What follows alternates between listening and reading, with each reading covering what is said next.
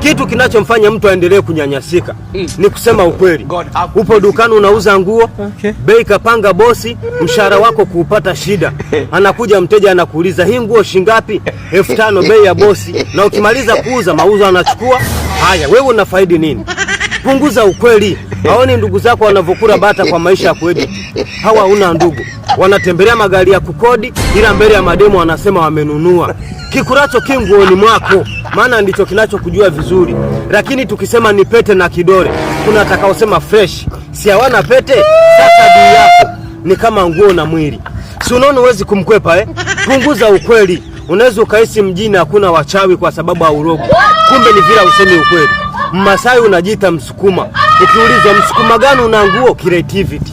Mtanga unajiita Wasumbawanga. Mpaka wachawi wanasema kumbe familia. Jina Junior TZ. Unaenda kwa mganga kumroga. Anachofaidi ni kuku wako. Kila siku anakupiga tarehe, njoo kesho.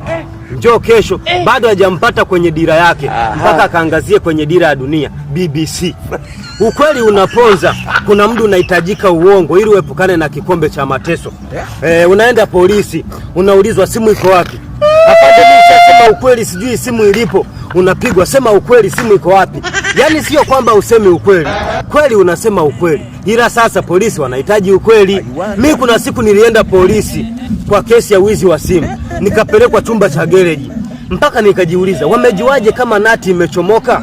Polisi akaniuliza, dogo simu iko wapi?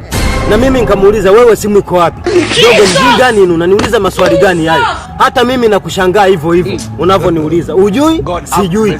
Ndugu yangu alivyokuja akaniuliza kesi inaendeleaje? Nikasema kila nikisema ukweli wanasema niseme ukweli. Sasa nataka wanaambie ukweli ni upi? Afande akadakia, sasa unasema ukweli hujaiba.